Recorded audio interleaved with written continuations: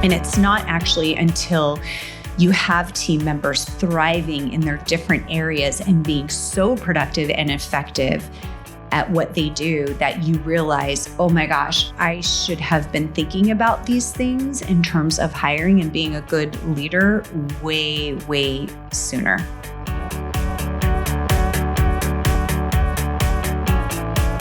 Well, today is going to be an episode for the both of us. One thing I continually look at and worry about is how I am showing up as a leader to my team. So if this is you and you are wondering how you can be a better leader for your team, then this is an episode for you. So let me give a little background before I dive into this. I founded the Draw Shop in 2009 with my co-founder. And in 2019, I took over the company and I bought him out, and it was all on great, friendly terms. In fact, we're still great friends. But during our 10 years together, we led together and we leaned on each other. So where I was weak, he was strong, and vice versa. And when I took over, it was now on me to lead my team, all on me. So I had this pressure of really needing to be on my game, not only to reassure them that, hey guys, we've got this together, we're in this together, but also that I've got them and that we're going to do great things. But then came 2020, and as you know, it's been quite a year, and there have been a heck of a lot of challenges that have really called for strong leadership. I mean, you always need strong leadership, right? But especially when things are wonky and unpredictable. And something that is always at top of mind for me is how I show up for my team. And I always worry about this, especially as we grow the team. I want to make sure that we are connected and feeling strong and good and empowered. And I really do love that at the Draw Shop, we are a boutique business.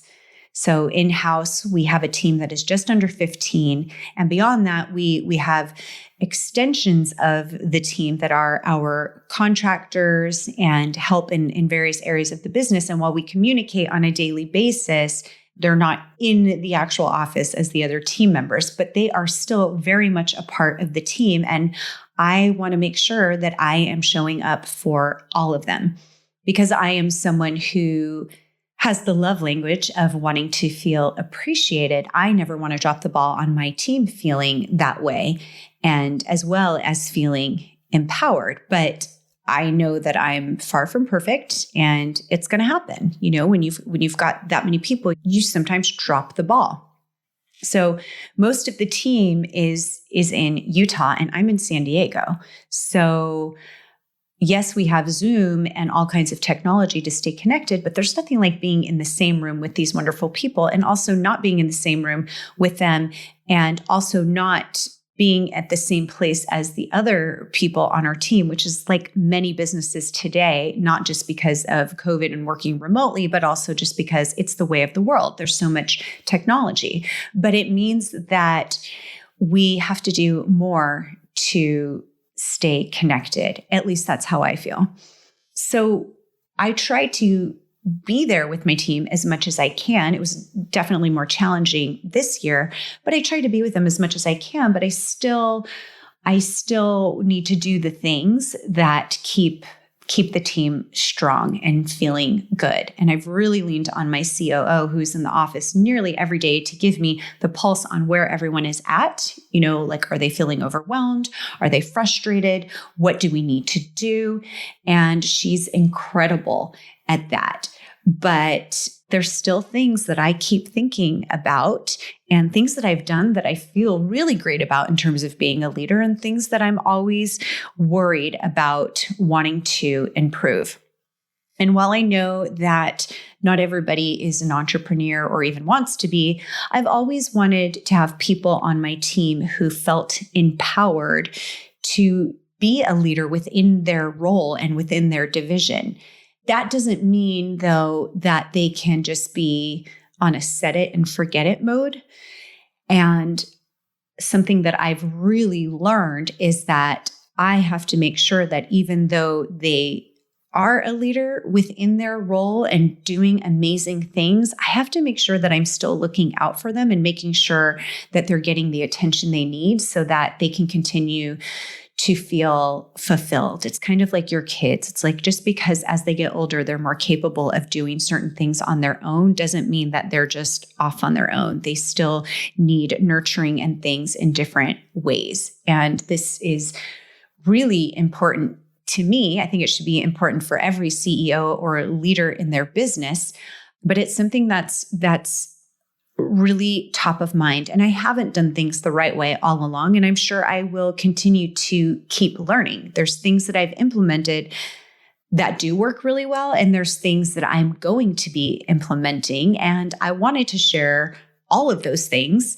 both the things I have done and the things that I want to do and have started to implement, in case you're at a place like me where you are thinking about the type of leader you are and how critical it is to the growth of your business, because I really do believe that it is. My team is so essential to me. And by the way, even if you don't have an in-house team, or even if it is just you running your business, you probably have some type of support or contractors or somebody that you work with. And I really think that these type things can apply. So let's start with some mistakes. Mistakes I have made in the past were just getting somebody in the beginning at the right price to do the things that I needed to get done. So when I would hire somebody, it was just kind of like a quick conversation.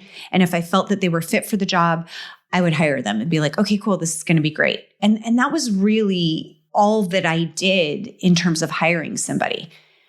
And what that ended up doing was creating more work in the end, because I wasn't leading right. And I certainly wasn't choosing right. And when I say that, I don't mean that I was choosing somebody that was bad or anything. I just mean that I wasn't really choosing somebody who could actually thrive in the position that I needed. And instead, it was more like, can you do this? Can you do these things? Okay, great. That's good enough.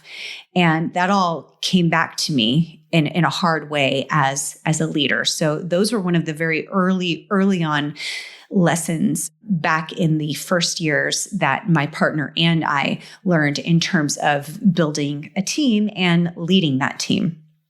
And it's not actually until you have team members thriving in their different areas and being so productive and effective at what they do that you realize, oh my gosh, I should have been thinking about these things in terms of hiring and being a good leader way sooner.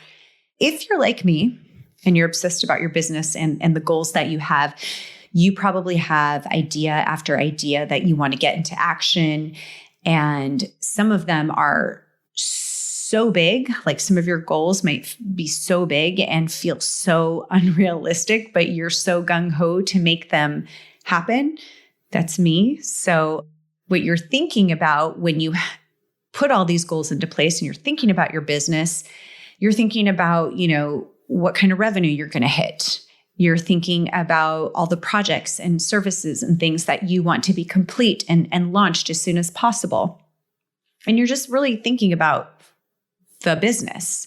And what happens is you get so wrapped up in those things that unfortunately you forget about your team and how much work you've placed on them, how overworked they might be, how frustrated they might get when putting these things into action. And I have been there. I am telling you this because I have done this. And sadly enough, you might even forget that, hey, guess what? They have their own goals in their personal life and things that they want to do with their family and friends that aren't related to your business. And I'm not saying that you haven't thought about those things, but sometimes as leaders, we get so wrapped up in what our goals are that we do forget what our extremely valuable team members need and have in their own personal lives. So my wish used to be that if I were to paint this ideal situation, it would be that I could outline the vision that I have, and that my team would know exactly how to execute on it. And it would be so clear to everyone what each person needed to do and what their roles would be. And we could just fulfill on that vision. And once I was faced with the challenge of being the sole leader of this business and everything being on me, one of the biggest things that I had to face was that when those things didn't happen, it was my fault. So when something went wrong, it was my fault. And so I really wanted to wave this magic wand and make it so that everybody just knew their parts. When I said like, hey, here's what I want to do, I really wanted to wave the magic wand and have everything be done. Like, imagine how awesome that would be is if you could just wave a magic wand when you had an idea, and then all of those things would get put into place. Like, what would that actually mean for your business? If you could just have an idea, a clear vision, and your team knew exactly how to execute on it. Like, wouldn't that be amazing? Wouldn't it be amazing for your team actually to feel empowered by it and be fulfilled by it? Okay, so now here's where I'm going with this. That actually can happen. That actually can totally happen. And I remember feeling so disappointed that that didn't happen once upon a time when I had ideas and said, hey guys, this is what we're doing. And then things kind of just got so misinterpreted and nobody was clear on anything. Well, like I said, there were lessons that I had to learn. I'm still learning and I still want to do better. And I'm going to share with you the things that I'm still implementing. But going back to that first thing that I just said a little while ago is that I had to take responsibility when things didn't go the way I wanted them to. I think I've mentioned Gary Vaynerchuk before on this podcast, and he said something, I think it was years ago, but it hit so hard. He talks about taking responsibility and really having to own up to the fact that it's your fault. When something goes wrong, it is your fault. As a leader, it is your fault. And when I first heard it, my initial gut reaction was like, I kind of took offense to it. Like, well, how is it my fault if she did this wrong or he was rude to that customer? How is that my fault? And yet instantly after saying that, it was like, well, obviously it is my fault. So often we can blame the other people on the team. We'll blame the people that we've hired. We'll blame whatever it is that we are not liking within our business that's happening. We will blame somebody else when at the end of the day, you are the leader of this crew. All of those things are actually your own fault. Yikes, right? Like that's hard. That's hard to swallow. And it's not something that's meant to be mean or to make anybody feel bad. It's just that when you are a leader, you take on that responsibility of all the things in your company, who you hired, the reason you hired them, if you kept them too long, if there's something going on, is it really their fault? It's actually your fault. It's up to you to fix it. And if it's something that can't be fixed, then you've got to get rid of it. There's no one to blame but you. And if you really want your team members to thrive and do well, well, then it's up to you to give them the opportunity to do that. That is also your responsibility. And if they are not fit to do it, then it's up to you to find the person that can. So I recently talked about micromanaging in an episode, and the big takeaway from there was that you have to stop being involved in every single thing and allow your team members to feel empowered and to get strategic and to build things and make decisions on their own. It's all about you allowing them to feel that. And that is part of you being a leader. Part of you being a leader is not to micromanage everything that they do, but it's about empowering them to do that. And that really comes down to how you present what your vision is and what you need, and then empower them to help you do that. So when I talked about the magic wand before, that's what I'm talking about here. That can actually happen. It's all about how you present that vision to your team so that it is clear to them how they can execute on it. So really think about the ways that you communicate to your team, and is it clear? How are you delegating within your team to the people that can take on those responsibilities? How are you empowering them to know that they are fully capable of being responsible for that area of the business? Something, it's a little embarrassing to say, but I will just say, I only implemented this year, and I'm embarrassed that I only implemented it this year. But it's doing quarterly performance reviews. And in the past, when we would review an employee, it just kind of came up when it needed to, because that employee might mention that it was time to, hey, isn't it time to give me a raise? Or, hey, I just need to tell you about something that you might not have noticed and I've been unhappy about for years. Wait, what? Yeah, embarrassing things like that it's like, wait a minute, this should have been brought up way sooner. We should have been talking about these items. And the fact that, they would have to bring it up was embarrassing. And so I implemented quarterly meetings at the beginning of every quarter with every employee.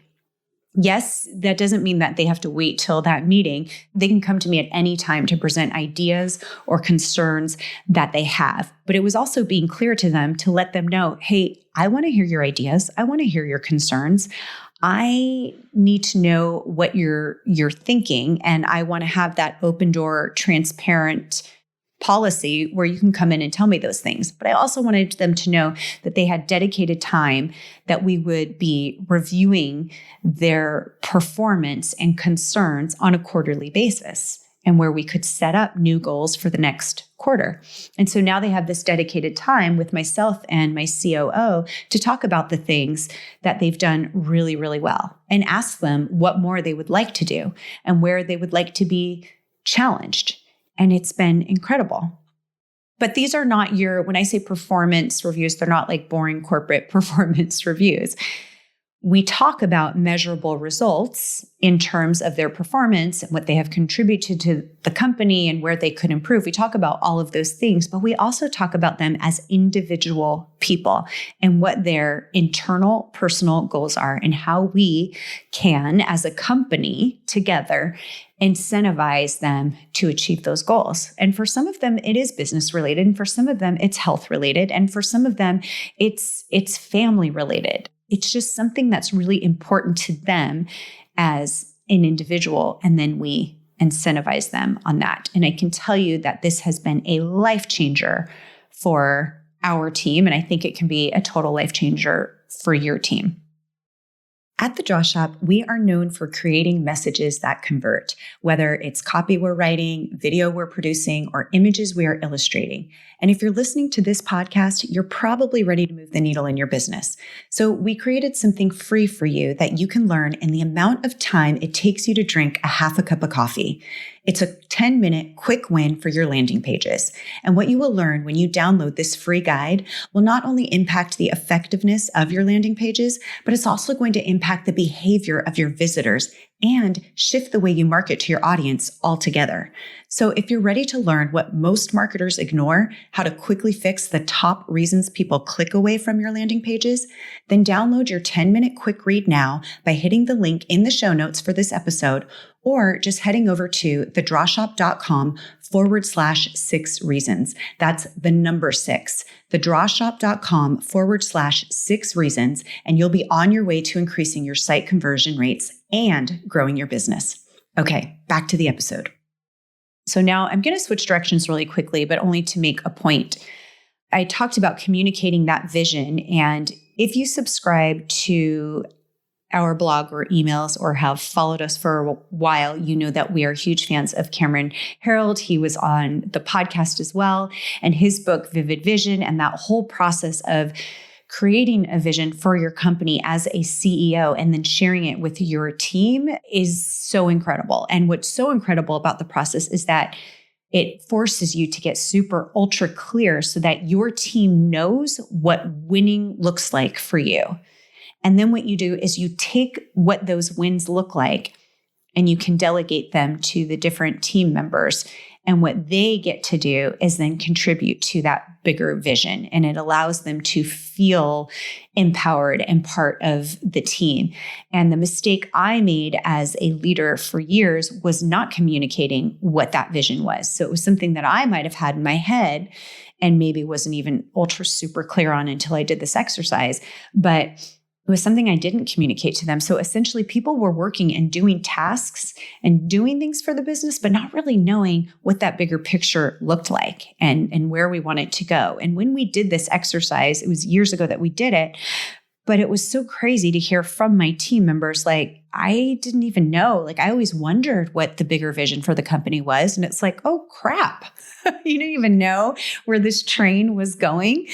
Like, how can you feel excited every day? So that was a mistake that I made, and something that I really would encourage leaders to do is to have that vision of where your company is going. What are those key metrics you're trying to reach? What is the feeling you want to have? What does it look like? Down to like, what does your office look like? How do people feel when they walk into the office? All of those things. And I'm telling you, it gets your team super pumped up and excited to be a part of that. And it also just helps you get ultra clear as a leader. Again, embarrassing to say that I didn't do that sooner, but I'm better sooner than later. I can tell you that. So creating that vivid vision was a huge win.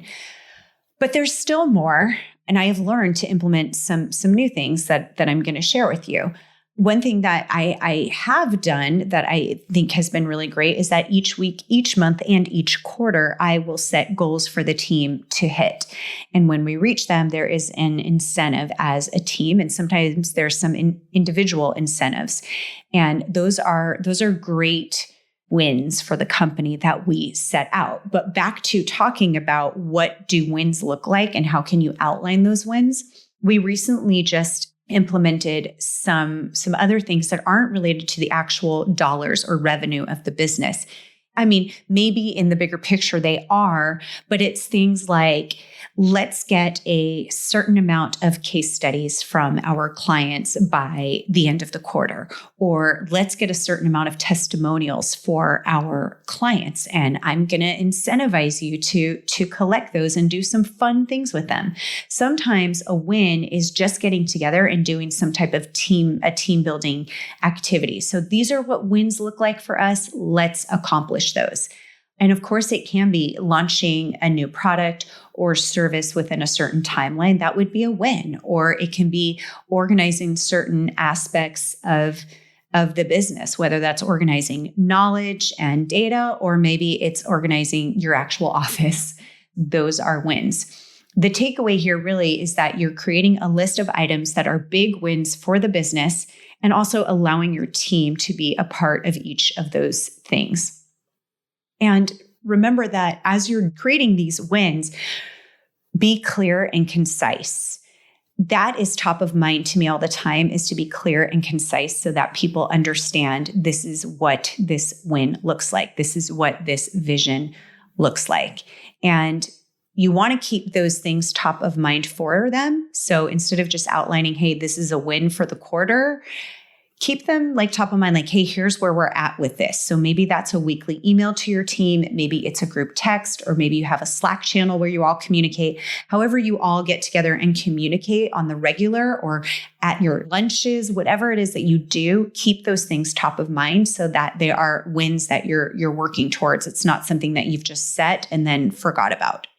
Another thing that's been a huge lesson for me, and mostly in this year, is taking a deep breath while I say this. I don't know if I have even reached this level of comfortable yet, but it's getting comfortable with being uncomfortable with confrontation. That's a mouthful.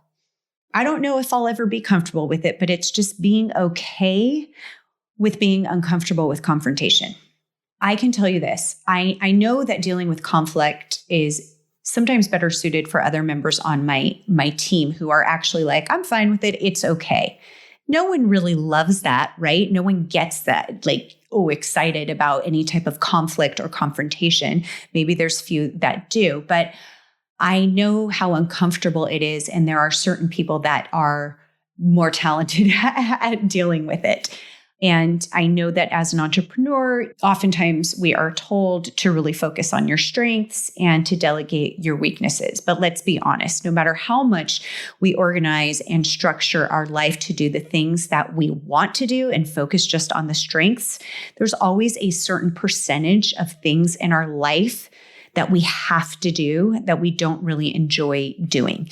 And confrontation and dealing with conflict is definitely on my icky list. I actually totally hate doing it.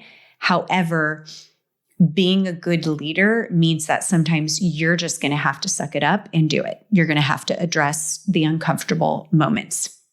And that first means that you have to welcome your team to being open and transparent about the things that bother them. You have to let them come to you. If you have this wall up, like they're too scared to confront you about something, then that's all going to fester. And with our team, there were times I had to swallow the hard pill that some people felt they weren't being treated as fairly as somebody else was. They felt like in this division, the playing field didn't feel fair. And holy crap, that's a wake-up call, because I'm all about like, no, I want people to feel that this is equal. You're all being treated fairly. And sometimes we just get so lost in other things that we don't see what's happening at the forefront within the team. But we need our front lines and we need our team to tell us these things. And if you don't deal with these types of issues of conflict, it will come out in a way, it will eventually come out. It will just eventually come out, and it's not going to be good. So it is better to be addressed as soon as possible and to let your team know that they can come to you with these things. And this also means listening to my team when, they think of a new service or is a bad idea, or a new campaign is not going to be great, or they don't like the way we're promoting something, or, hey, I feel like we're being too pushy in this email, or I feel like we're doing this right, but not that. It's uncomfortable stuff because a lot of times when it comes to marketing, it's my ideas. So of course your ego takes a hit, but at the same time, it's necessary. It's so necessary. And it's an awesome thing that your team gets to feel heard. And if there are, team members that maybe have had a disagreement, maybe it's caused a rift, maybe they aren't getting along for whatever reason, those are times that I know that I need to be a leader and I need to step up and I need to handle it. And there are things that my COO can definitely handle. And for the most part, she will, because she is a badass like that. But there are things that I also, as the founder of this company, I need to be a big girl and handle myself. As much as it sucks, I have to do it. And so what I've learned through this is that even though it feels so uncomfortable, the fact that people get to have a voice within the team and feel heard is so important. And after you have that confrontation and you get through that conflict, you actually will find that you've reached a new level of trust within your team, because now they know that they can come to you.